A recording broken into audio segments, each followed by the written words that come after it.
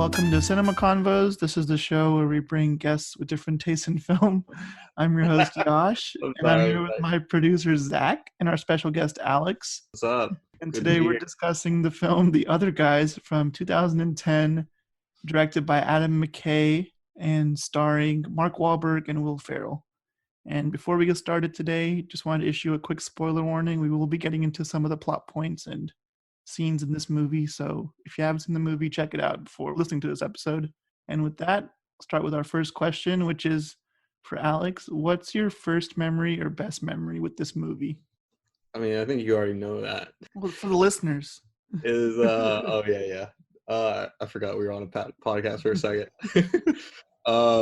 So with the two guys, I'm really bad with names, by the way, but you already know when Jensen and Smith or whatever their name, when they jump off the building, they say aim for the bushes, aim for the bushes, do a fist pump, and then they just jump off into their death, and then it immediately cuts to their funeral, which is just amazing. Yeah, love the music too. There goes my hero.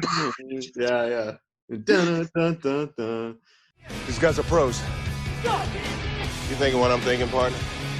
Aim for the bushes.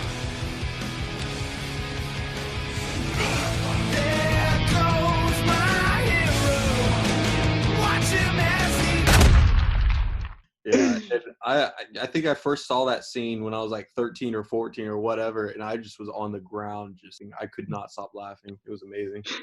What about you, Zach? You're not gonna believe this, but I really hadn't seen this movie like ever. What are you doing here? I don't know. So I watched it for the first time ever last night, actually. Oh, really? Oh, okay. I thought you just straight up had never. Holy shit! It is a seen it. No. You know, hey, if I'm on the podcast, I'm here talking about the movie. Oh yeah, I've seen the movie, but I watched the first time last night. It is funny. Oh my god, it is. There were saying, Zach. There we go. Certain scenes where like I had to pause it because I was like laughing so hard, so I had to just let my laugh stop. Yes, I feel like Josh initially, when he didn't respect the comedy. He didn't understand the humor at first. Yeah, getting into my initial experiences with this movie, when I first saw it, I thought it was just okay, but when I watched it with Alex in college, like a million times, it just grew on me. And like a lot of the more stupid moments where they just jump off the roof and die is like, it has a lot of dark humor, which I think I appreciate more now as I've gotten older. And I think dark humor is kind of a trend in like Adam McKay's like filmography. Like he did movies like The Big Short and Vice, which still have a lot of like darkly humorous moments more recently. But he also is known for like Anchorman and I think Talladega Nights. So he's just known for, like, Anchorman, Talladega Nights, many of other Will Ferrell stuff. Oh, he did Step Brothers. Yeah, I like this movie more than Step Brothers actually. Hot really? Take. Wow. Yeah, this is like a movie, but I'm still partial to Step Brothers. Well, this is a movie that like knows it's supposed to be dumb and like ridiculous, and I feel like Step Brothers is just trying to make you empathize with like two man children that just need to grow up a little bit, like a little bit. Wait, shut your mouth. Shut your mouth. I'm sorry. What did you You're just coming say? off stupid. I definitely like the other guys the best, but you already knew that. So. Yeah, that's why you chose that for your movie. So yeah, moving on. You already mentioned like one of your favorite moments in the movie, which is probably my favorite moment too, when the two cops just jump. But what are some of your favorite aspects of the movie, I guess, overall? Well, I mean, the first thing that comes to mind, it's just, you kind of already mentioned it, it's just so stupid. Like, nothing about this movie makes sense whatsoever. I just love how, like, oblivious all the characters are. And, like, I remember when Mark Wahlberg walked into, when his, like, ex was, like, in a ballet studio. And he was like, is this the guy you're cheating on me with? Like, it's like he just immediately assumed that she was cheating on him with this partner of a dancer. Like, why dance studio? Strip club. And he said it was a strip club too. This is what you're doing in dancing for these guys? This is a dance studio. You wouldn't have to be in here shaking it for dollar bills. Yeah. Nothing about this movie makes sense, and it goes to show you how stupid all of the characters are, and I just love that. So. I love how Mark Wahlberg learns all these like things ironically, like ballet and like learn to dance like that sarcastically or something. Oh my gosh! You learn how to play the harp sarcastically. Oh man! Oh yeah, at the end, yeah. I think this movie is one of those comedies that almost every scene is a setup for a joke, but the jokes are pretty hard hitting, which makes it entertaining to watch. Also, I feel like there's a lot of like subtle like one-liners that are just like, there's lots of quick whips in like, There's so many. one of my favorite running jokes in the movie is how like women are just infatuated by Will Ferrell. It's so funny. Yes, they're like, how do you? What is the appeal? How do you get all these hot girls? And how he was, and I love in that like this movie's so self-aware because in the flashback, Will Ferrell plays himself like a 40-year-old man as a college student. Hey, he looks yeah. insane, by the way. I love that. He used to be a pimp. It's just his backstory. So many funny lines in this movie. I can't even. Sorry, I was just saying Mark Wahlberg doesn't believe that that's his wife. It's pretty funny. Oh yeah, bye Sheila. Bye Sheila. Bye Terry. Bye Sheila. I'll never forget tonight. Bye Terry. All right, Alan, whatever. Go inside. Bye Sheila. Yes, one of my favorite aspects of the movie is just, like I said, how goofy it is. You're right. You know, for what you think about like a comedy about cops, it doesn't take itself seriously like at all. Yeah. And that's just kind of funny. That's kind of because most comedies about cops, they do have a little bit of a serious thing to them. Not this one. Yeah. It's really funny. It's goofy. Everything there's gags. There's gags throughout. Yeah, like Josh said, everything is a setup for a joke.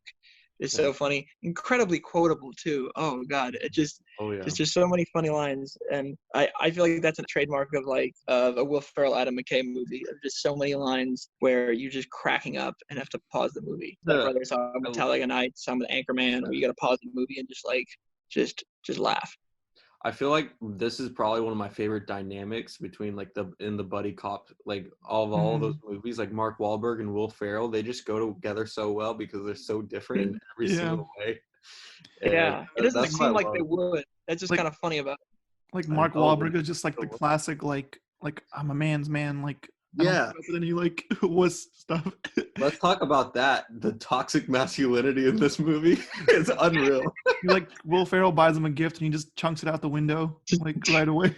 Yeah. My favorite two people who are like toxic as hell is Hanson and Highsmith or whatever their names are. The two when they walk in the room, they're like, all the sex with all the women we don't want to have, we do it for you, and like all the things that they say. All the gunfights, all the car chases, all the sex we don't want to have with women, but we have to, all due to what you guys do. Thank you. And we do it again and again. Hey, you shut your face! If we want to hear you talk, I will shove my arm up your ass and work your mouth like a puppet. You hear me? You hear me? So funny. Yeah, like at the beginning when the interviewer's like, you think this was worth it for like a quarter pound of weed or whatever? And he's like, why don't we ask the people of New York, greatest city on earth? And they just start cheering. Yeah. Oh my gosh. Yeah, to be honest, I think there's two opportunities here that they haven't capitalized on. They should make a spin-off movie with The Rock and Samuel Jackson, like a prequel. No, dude. And then why are there two Daddy's Home movies but no Other Guys sequels? I actually looked up yesterday and there's nothing on Other Guys too. I'm so mad. There's something about the whole thing with like The Rock and Samuel Jackson. I think it's funnier that they're barely in the movie because they're two of the biggest movie stars. And I think of the stars of the movie, they're the two most high-profile stars. You see them at the beginning of the movie, and then boom, they're gone. So I think it's funnier that if they don't have a spinoff because they got these stars. Like they didn't have to be there in the movie at all, but they add so much that they are there. Like for like the 15 minutes they're in the movie, it's just gold. I know, dude. My mom was watching it, and she's like, "These guys have a little bit of an ego about them." It's so funny. Well, it's like they, they're jumping. They say aim for the bushes, which is like there's no bushes in sight, and there's no awning. He goes from a 20-story building with no awning in sight. Who knows? It's like he goes back to the dark humor. Like right after they jump, they just fall flat, and then the next scene's the funeral. It was just so. And then the commentator's like, no one knows why they jumped. Blah blah. Like, the narrator adds so much to this movie. Ice-T, pretty sure. One other part I really enjoyed was the whole thing with Dirty Mike and the boys. My God! Are you Dirty Mike? Throughout the whole movie, they just like talk about it. They're like so mysterious most of the movie, and then they show them like, "We will have sex in your Prius" or something like that. It's like they're obsessed with doing it in his car for no reason. It's so funny. And I love how they left a note. Like, why leave a note if you're gonna do that? For the F-Shack. Bodily fluid and hair samples, we determined that a bunch of old homeless dudes had an orgy in the car. Oh, God. Yeah. You know what that's called when they do that in there? It's called a soup kitchen. It's pretty rough stuff. In fact, they even left you a note here. Thanks for the F-Shack. Love Dirty Mike and the boys. I know. I'm sure there's plenty of like DNA evidence anyway. Like love Dirty Mike and the boys. I love it how it's and the boys. That's the best part of that. my mom was like, oh, no, a hobo orgy's called a soup kitchen. Ew, yeah. This is gross. And like also another scene that while we're talking about most of this discussion we'll just be talking about hilarious scenes in this movie, but one scene that was cracking me up was when Will Ferrell's wife, Eva Mendes, is sending her mom like out to say like super graphic stuff to him, and she's like, "Please, I can't say this kind of stuff to him." Yeah, it got a little awkward when my mom was in the room too. When she was like, yeah, please. He's like, she doesn't want to be able to walk when you're done with her. Like, whoa. Yeah. Their whole marriage is like so sexual for like no reason. Yeah. And I feel like she's so much more obsessed with him than he is with her. Yeah, I know. Like it's just crazy just how awful he treats her. And then like that she's so hot and he's like a plain wife. Before the final mission, like Mark Wahlberg is just like, all right, well, in case you die, I'll be there for Sheila. And he's like, well, you don't know if I'm gonna die. And he's like, no, I'll have to fulfill her dreams for you. Don't worry. It's just so. Then he's like, well, why is this almost like a predetermined thing? Oh man. Yeah, and Will Ferrell's kind of like a bad husband. He's always just like, he's terrible. He takes his wife for granted. You look terrible. Your food is awful. Like, and she's just like, oh, like that. His braised short rib tastes like a dog's anus. I'm sitting here thinking, who would braise a dog's anus? Oh, one scene that's very subtle, but also something you notice when watching this movie again is when the British dude Urshan is like watching some like weird video in his like office before the assistant walks in. That's a really good subtle scene, and I love it like, so much. You can walk the plank or take your panties off, and it's like, it's what? Obviously, and he doesn't like close the laptop all the way. He just yeah. And the high pitched voice kind of makes me think that like she's underage. Like what's kind of dark, dude. Dark stuff. Yeah, it's dark. So many funny. One of my other favorite sequences is the whole flashbacks of like him as a pimp, him as Gator. No, I wasn't a pimp. I was running a dating service, helping a friend out.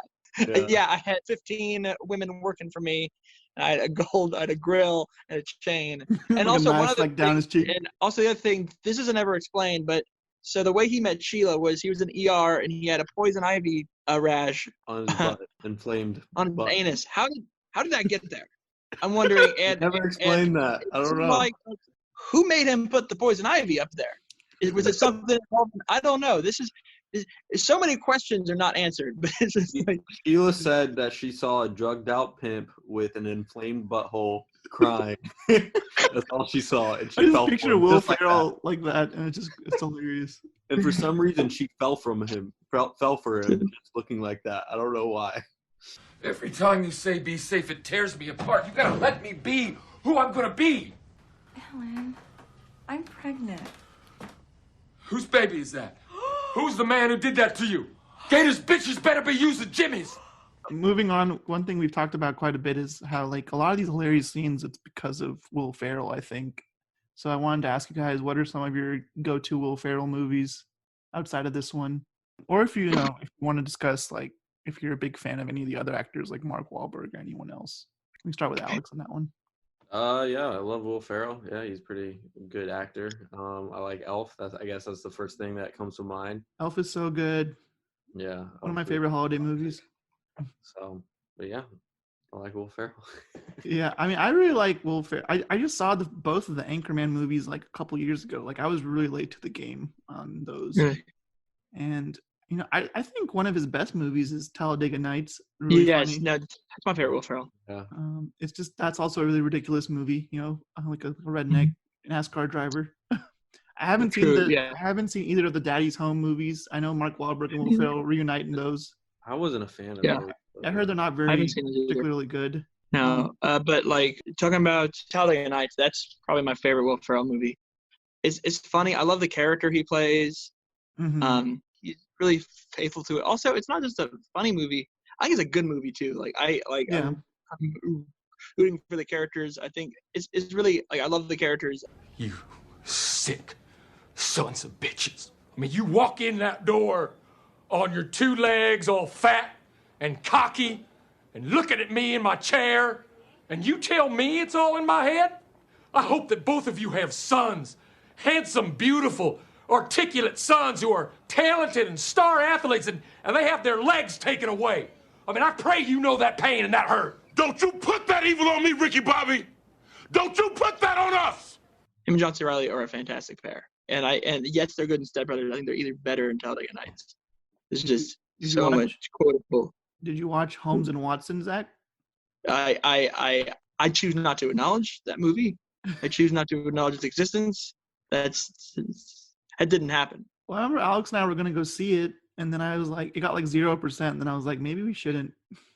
Because now I kind of what went wrong? It's John C. Reilly and Will Ferrell. But like the thing about comedies in general, I think maybe this was a problem with that movie, is like maybe they showed all the funny stuff in the trailer and the movie's not that funny. Yeah, it's possible. True. From what I heard, it was much like lowbrow humor. Yeah, the other guys in Step Brothers has that too, but it's not only that. But also with comedies, like I don't discount them completely if they get bad reviews, because it's subjective what you think is funny. So there's plenty of comedies that have like terrible reviews that I've liked. This is one of the movies that actually has, the other guys actually has positive reviews overall, which is kind of a rare feat for a comedy. So it goes to show that I guess dumb humor can work sometimes. Oh yeah. Yeah. I'm trying to think of other things in the movie, because like Michael Keaton is hilarious. Oh yeah. And I forgot to mention Michael Keaton. Some of the stuff he says is he keeps so quoting funny. like TLC songs. Like, are you quoting TLC? I don't know what that is. Well, my favorite part is when he's like, I got 2 jobs, working here in Bed Bath & Beyond to put my like bisexual DJ son through college or whatever. Like, it's so many details that like no one asked for, and he just like goes through all of it. And I love that they show him at his job and he's giving like a speech to all the employees, and he's so passionate about like the clothes or whatever. It's so funny. And then he's like, wait, he's at Bed Bath & Beyond. I love that. All right, guys, we got a big day ahead of us. Go get him. Let's go out there. It's so funny. Yeah, dude. Love it. He's committed to both jobs. Let's see what we got on hot tips, all right? Whoa. The new bath mats are in. One more thing. We got a serial rapist in Crown Heights. Oh, geez, I'm sorry. That's from my other job. Ignore that. Forget that. Well, don't ignore it. If you live in Crown Heights, walk in pairs. Yeah, I mean, Michael Keaton is a pretty fantastic actor. This is and what's funny is like this was also before Birdman, which I feel like made him more relevant. This is before the like 2 years where the movie he like led won Best Picture back to back. So he was coming back. Birdman Spotlight back to back.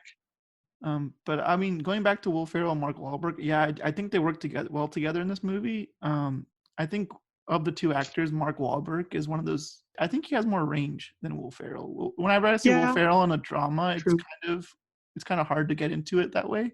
True. Like he's a very also you know Will Ferrell for his comedy. So like, but I'm saying like this is one of Mark Wahlberg's most well-known like comedic roles, I think, at least at the time. Yeah.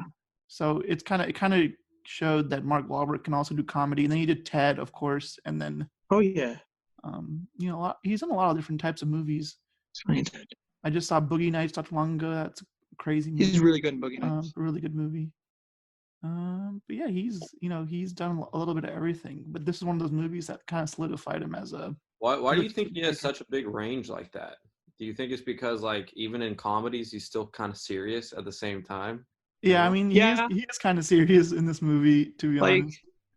Because he's in comedies, but his character is never like completely goofy. Like over the top goofy, yeah. Yeah, like it still is grounded. So like in a comedy duo, he's still like a straight man and everything. Like that's how he is compared to Will Ferrell. But so he's not as goofy as Will Ferrell is. So he's still grounded a little bit, but he can definitely do comedy. Mark Wahlberg, I'd say he's just well-rounded because he's done like action movies. He's done everything. And like I can never see Will Ferrell in an action movie. Like that just would, unless it's a comedy also. Like it can't be like a James Bond. It can't be like James Bond or something. You like. Oh no, you couldn't. I couldn't take him seriously. You couldn't take him seriously. Like he's been in dramas before. You can't take him seriously in dramas. It's tough. Yeah, I've heard a few of them are good. Kind of like the same thing with Adam Sandler. There's a few that are like notable, but he knows what he's good at, and I think that's good. He sticks to it. We're talking about people. Let's also talk about Adam McKay, because something I thought was really interesting about this movie is that it's goofy, but there were a lot of specific details about the financial aspect, like this whole thing. There are a lot of very specific details about that, and you could see Adam McKay kind of is really interested in that kind of stuff, and especially at the end. You remember in the end credits? Yeah. There's all those graphics that talk about like facts. Okay, so like the bailouts and stuff. Mm-hmm. as goofy about as this movie is, I think this was kind of showing his initial interest that kind of led him to do The Big Short. Mm-hmm. Yeah, I mean, in the He's last got- few years, he's done The Big Short and Vice, which are like historical, but also like Yeah. very like almost satirical. True, they do have Um, satire in them, but it's kind of funny that like someone can make just the off the wall goofy movie like the other guys, and also make The Big Short, which is it's funny, but it's also it's very compelling. It's very it's almost a tragedy. It's great. Yeah, I mean that I would still identify The Big Short as a drama overall. Like, Yeah. I wouldn't say it's a comedy in the same way like Anchorman or the other guys or No. Step Brothers or like Talladega Nights. Those are like goofy comedies, True. but yeah, he's definitely a talented guy. I mean, I think he's contributed to. I know he's one of the writers of this movie as well. I think he has a lot of talent, like writing jokes and making things funny. Absolutely. And I know for a little bit in the 90s, he was the head writer for Saturday Night Live. And that Mhm. was when like Will Ferrell was in the cast, and he was basically like the big cast member at the time. So I think they really collaborated a lot back then. Adam McKay helped to write a lot of Will Ferrell's most iconic skits on the show, and so they really teamed up. They really got a groove going there, and I think they went and made Anchorman after he left the cast. I remember 3 years ago, we said, let's start Funny or Die. Right. Right away, Will, almost on my sentence, goes, and then You someday, need something to be on YouTube. so we'll have a YouTube channel. I was like, slow down, Easy, my friend. easy, Tiger. Take it step by step. Let's first build the site. Let's see if we get any momentum. I'm like, I know, but what about YouTube? And we went home that night, and he called me at home, and I almost couldn't understand him. He was so out of breath. And he went, now can we talk about the YouTube channel? What were you saying earlier, Alex, about like something you remembered? One of your favorite I moments? was gonna say, just to hop in with one of my favorite scenes. My other favorite scene is the bad cop, bad cop. You want a piece of me? Like, he just starts. Well, it's funny because right before that, he like bribes them twice, and like they go to a Knicks game, and then they go to the Jersey Boys. Yeah, it just cuts to big girls, and they're like standing up clapping. Well, I remember Mia or Jersey Boys? back at A&M, we saw a production of Jersey Boys, and like me, Alex, and our other friend Price, like we all I started. didn't go to it. Oh, me and Price were watching it. Sorry, I thought you were there. Bad memory, I guess. But and as soon as that song "Big Girls Don't Cry" comes on, I start cracking up like in my head because I'm like, this is from the other guys. I know, dude. It's so funny. It's funny how like they don't realize that it's the bribe until at the Knicks game. Then I think, oh, so like, what else did you think it was? Oh, it's a gift. He's being super nice. No, it's a bribe. They're literally sitting front row, and they're like, gosh, I feel like this is a bribe. Like they just don't realize it until then. Front row seats to like Madison Square Garden, and then like after they I get got back from Knicks Jersey fever. Boys, He they're just said like, that. he's like, how was Jersey Boys? And he's like, oh, it wasn't good. It was fantastic. Like whatever he says, and he's And still like, obsessed with the water too. It's like I love how the cucumber accents the water. I'm I'm looking like, forward to this. I don't know, actually. like the bad cop routine is like, is that even a thing? Like, what made Will It's Ferrell not a think thing. that's like I what he said? Why would he like Misunderstanding. mishear that? I don't get that. Like they leave the office, and he's like, why'd you do that? And he's like, I thought you said bad cop, and he's like, no, that's not what I said. Now you listen to me, you piece of shit. It's just you and me, and I'm gonna rip you apart. How did you cover your losses up? Huh? What drug cartel are you working with now? Okay, well, I'll talk to you. You're reasonable. No, look at me. Yeah. You wanna talk to me? Yeah, talk to me. Alan, what are you doing? Oh man, these incompetent cops. I Somehow, know that's what this whole movie's based on. Just very stupid humor that just makes no sense at all, and I love that. He shot Derek Jeter.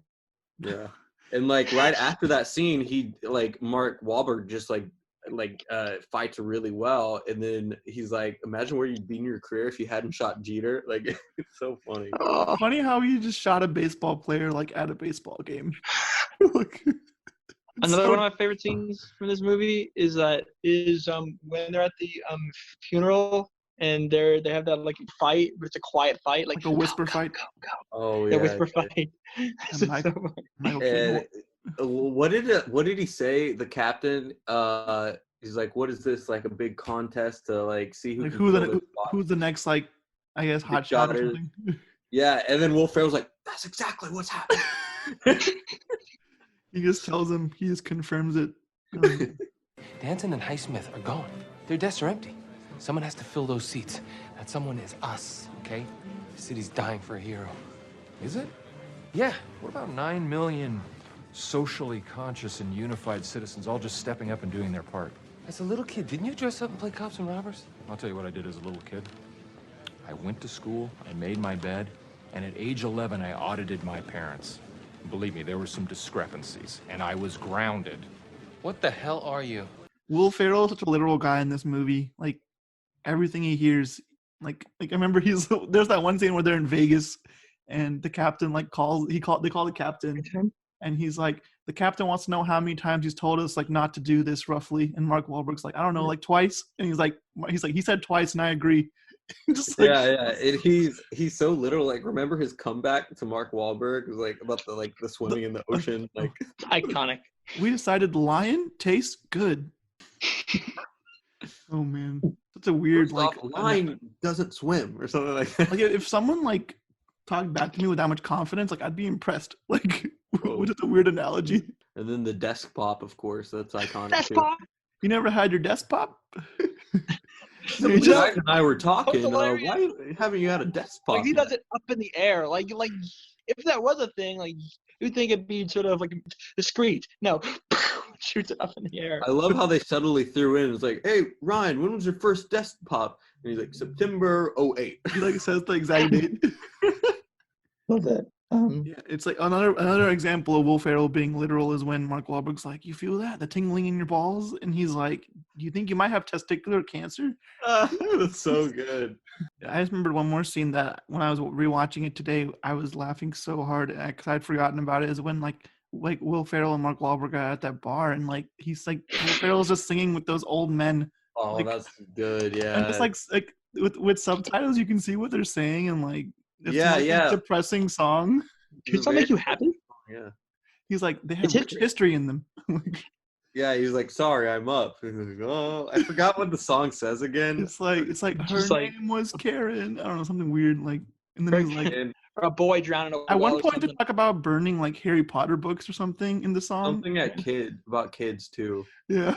And all their fathers were hanged, and the children all got pink-eyed, while their Harry Potter books were burned.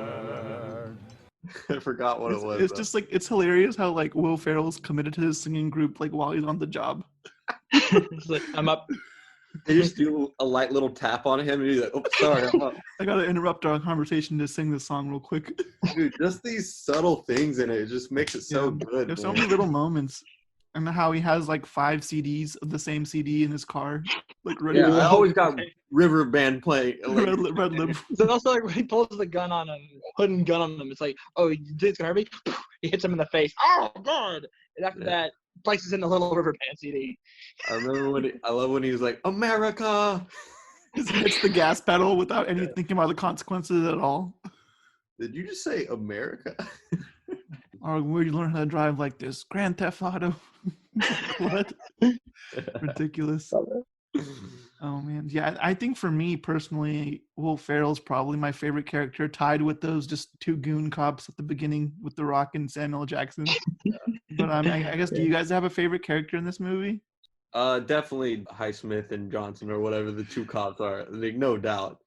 Like, I love when the ball drops on the wrecking ball drops on his car. Second one this week. Yeah, dude, that whole robbery was just ridiculous. Makes no sense. Yeah, they didn't even steal that much. 74,000. Yeah, it's not that much in diamonds. Damages. Yeah, it's like these are not good cops at all. Like, they're not. They weren't good cops. They're flashy. They appear as a hero, but they're really not. They really don't do the work. Yeah, my question is, how have they avoided death this far? Like, if they're that dumb, like, it doesn't make sense to me at all. It's funny that They they've done. think they're invisible. That's why they died. Yeah, they don't even jump out of desperation. They jump, like fist bump, and then they just it like was their choice. jump to deaths. Even if there were bushes nearby or something to land on, 20 stories is death either way. Don't do it. That fist bump part reminded me of Scott, like so confidently. It's like if Scott decided to like jump out of the plane when you guys went skydiving without a parachute or something. Like, I got this. There goes my hero. I love that song will forever remind me of this movie. Yeah. And I love the slow-mo. It's like you think something's gonna happen. They're gonna land.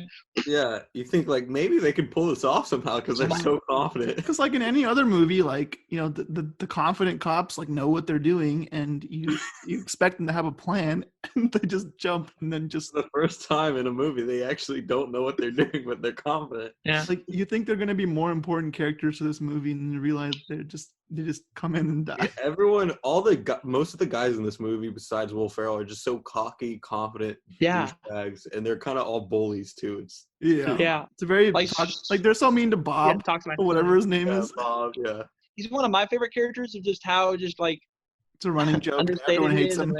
And how Mark just like is Mark Wahlberg's so mean to him. It's like you're a failure. Bad time, Bob.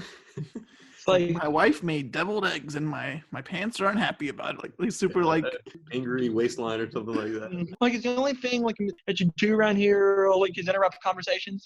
And then they wouldn't listen to him when he was talking about the proxy vote. But if they had, it would have taken him right to the case they were talking about. I love how they found him at the investment board meeting. He was just chilling there. Yeah, doing his job for once. Bob kind of reminds me, I don't know if it's the same actor because he looks kind of similar, but it reminds me of like the character in Office Space who's kind of just like no one listens to him and he's always trying to say what he wants to say. That's talking about the same guy, yeah. No, it's not the same guy, but I can understand. There's a similar vibe to both of them. Yeah, similar vibe, but yeah. Going back to the whole dark humor thing, like one other scene that's really dark is like when the guy's about to jump off the building, but like they like kind of like get it's kind of their fault that he does it.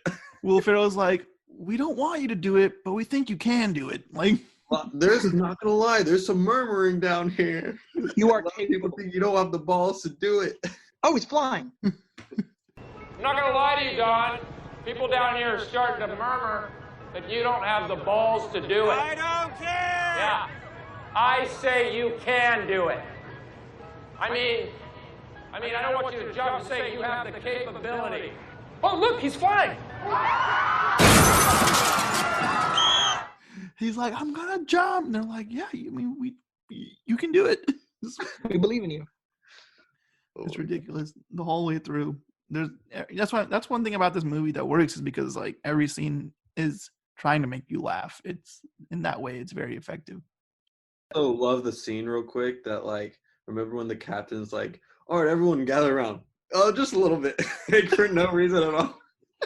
Poor captain who's already working 2 jobs. It's just going through so much. I love how he's so passionate about Bed Bath & Beyond. True. But like it also makes you wonder, like, if he has to take 2 jobs, how much does the police captain actually make? Obviously not enough. Shouldn't they all need 2 jobs then? Because I mean, the movie came out in 2010. It was a rough time economically. Yeah, that's true. Well, he is also paying for his son to go through college, his bisexual son to go through college so he can become a DJ. Well, I love how specific he is. Why does he have to say all? Like all he had to say is, "I'm trying to put my son through college," but he tells us he's bisexual and also says he's trying to become a DJ. Like it's unnecessary details that add so much. Oh my gosh, dude, it's so funny. But yeah, I guess we've talked about how this is a buddy cop movie, and it's obviously a genre that's been done before. Are there any movies that you feel are similar to this movie? I don't know. Rush Hour. I don't know. That's Rush Hour comes to mind for me, at least, just because it's a comedy with 2 complete opposites working together. Yeah, that's true. Kind of a well-known formula, but the 2 opposites have to be funny, like, and they have to complement each other well, which I think in this movie works for sure. Yeah, like I think for the buddy cop element, Rush Hour is a good one.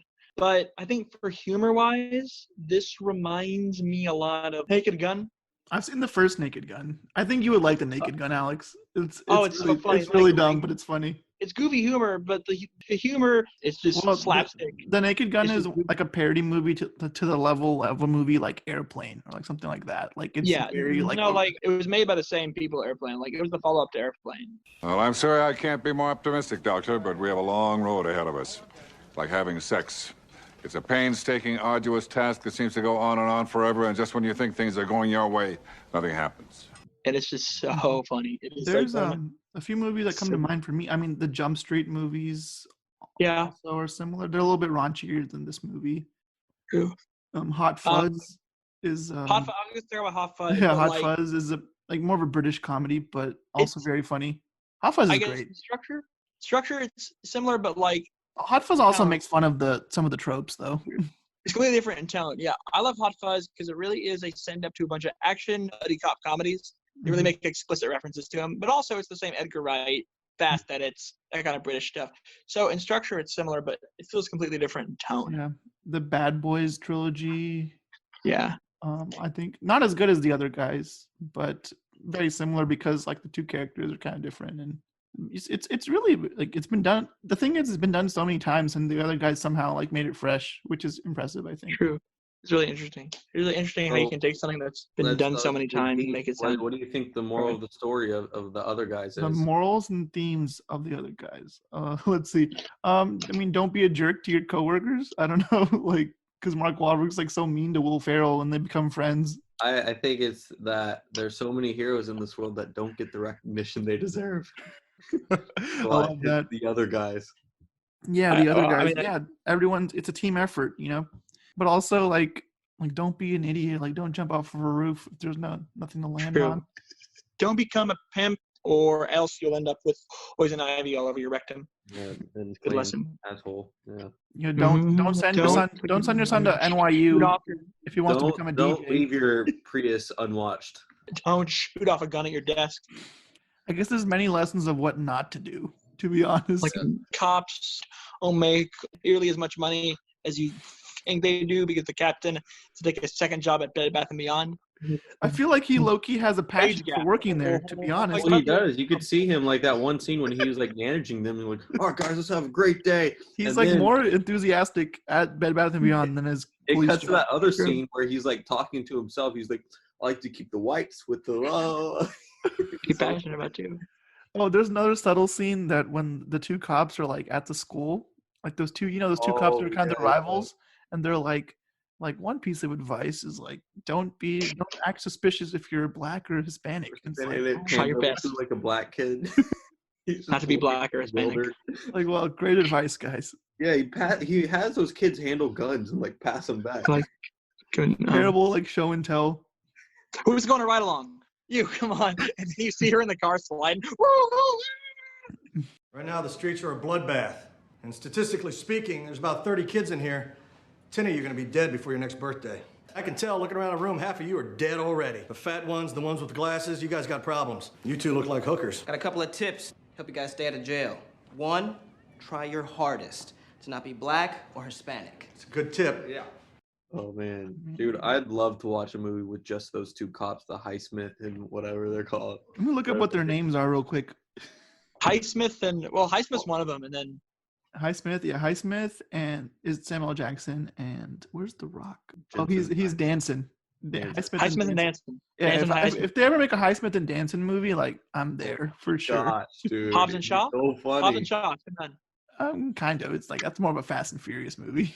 It's got The Rock in it. Causing so much damage to the city, like all the time, so confidently. I'd be surprised if the movie was longer than like 45 minutes, but you know. Yeah. that initial scene, like they had to have killed some people, some bystanders. True. Yeah, they caused like so much damage for like such a like relatively like small crime. Their car went through the middle of a bus, and they weren't fazed by it that they could have killed people. Did someone call 911? Holy shit!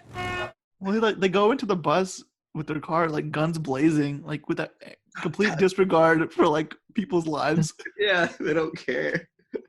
I do wonder how much that scene cost, because it's really just the beginning of the movie. It probably cost so much money just to get like Samuel L. Jackson and The Rock, but it was so worth it. I think that first scene probably cost like half of their like stunt budget, honestly. That first scene. I love that they're also bullies too. They're like, I remember when they walk into the office and they're like, Will Ferrell tries to speak up, hey, you shut your mouth or something like. Oh, if I want to hear you talk, if I want to hear you talk, they're so mean to everyone. I love it. So mean. But, like everyone loves them. Also, one more subtle line in the beginning with when one of the interviewers asked Danson, he's just like, are the rumors about you and Kim Kardashian true? And he just like smiles and he's like, no comment. But yes, it's like why are these two cops like so famous? Like I don't understand. They're causing so much destruction. It's causing so much harm than good. That they're like it makes no sense. They should be like infamous. Why are they like well known and everyone loves them? Because they occasionally like call New York the greatest city on earth. Like it doesn't make sense. Why don't you ask the people in New York what they think? It's like free hot dogs for life. And it's like why? And trade. No drinks though. Can't do drinks. Oh my gosh. Why do you think there hasn't been the other guys too? I don't know, because I know if they made it, like people would definitely watch it. You know? I don't know. Was it like No, a box office success? Was it as successful as something like Rush Hour? I'm not sure. I wonder, because if it wasn't as successful as it should have been, if it wasn't too successful in the box office, I could definitely see why they would make a sequel. Because in order to get a sequel, especially for a film like that, it's got to be really successful. But they did for that other one with Mark Wahlberg and him. Yeah, they made two Daddy's Home movies. Yeah, Daddy's Home. I mean, those maybe they made 171 million. What was the budget? They said it grossed 119.2 million in North America and 51.7 million in other territories. Brad, are you all right? No, not all right. I'm in the wall. I'm scared. Jeez, Brad, I thought you said you could ride. I can ride. Okay, would you get a shirt on? I think if you could ride, you wouldn't be stuck in a wall right now, Brad.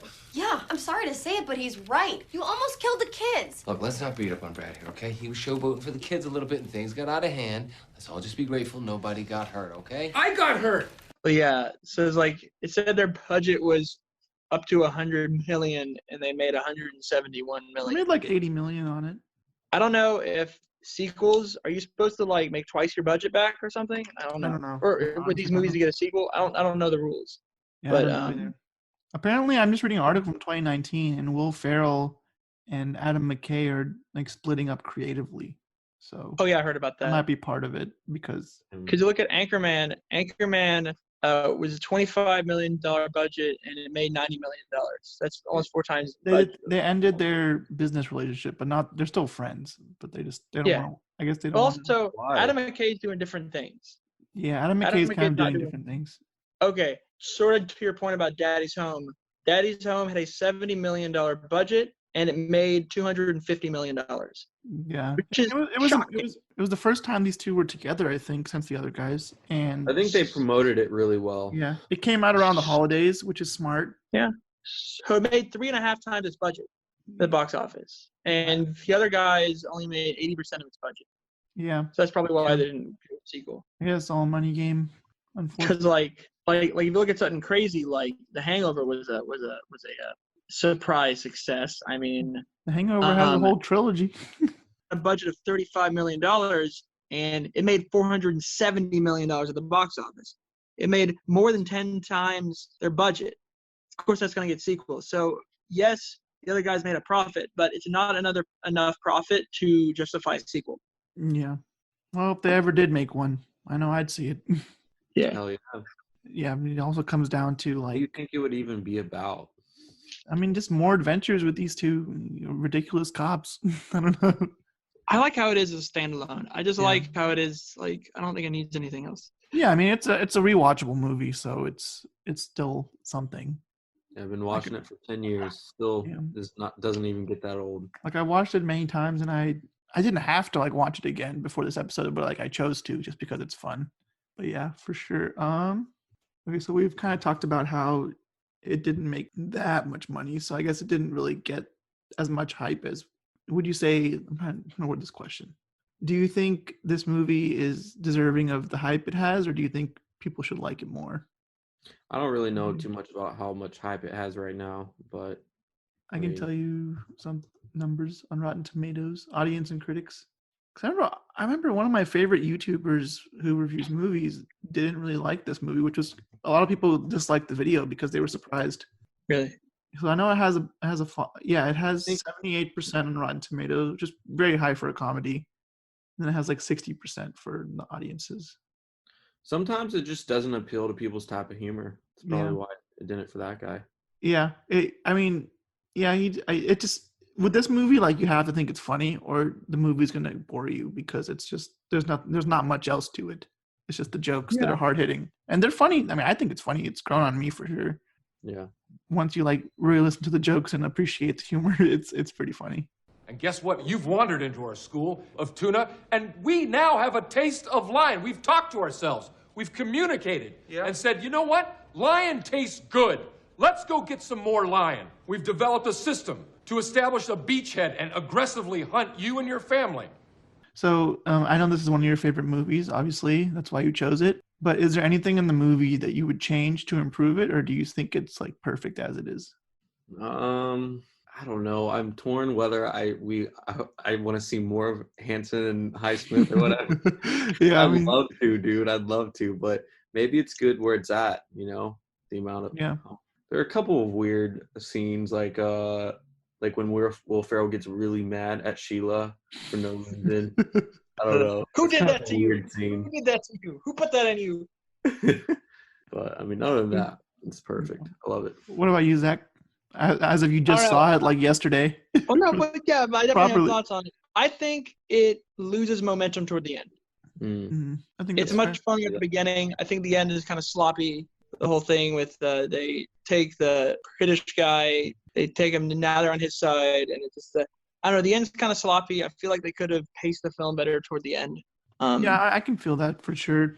Same, I think the movie as a comedy, it works really well. Every scene is a pretty solid joke. But I do think the overall story is kind of simple. It's not really anything too exciting. Sure. There's like an evil British guy and they just go after him. But it's the execution that's so good. So I would say they could have made potentially a more engaging story. Yes. But it's not necessarily like required for what this movie set out to do. True. But that's probably my main criticism, is that the main story is just kind of okay. But the comedy and the interactions between Wahlberg and Will Ferrell are just really funny. You're killing me inside. And don't eyeball me, man. You run around with this crack dealing drug addict. Terry! Does not approve of your behavior. Can you please go? And you two, creepy guy standing in the door. I think we all experienced our own ballet today. A ballet of emotion, feelings. Okay, so before we wrap up, I wanted to ask you if you already did this to me at some point, but because I only watched it once, but if you had to convince someone to watch this movie, what would you tell them, and what's your sales pitch of the movie? I would just say that literally, well, at first I'd ask them what their humor is, because for some people it doesn't work. But if I know them pretty well, I would say, their humor is spot on. A lot of it, if you just want to watch a fun, playful movie where you don't really have to do much thinking involved, but just enjoy it, I'd say go for it. It's really fun. Yeah, for sure.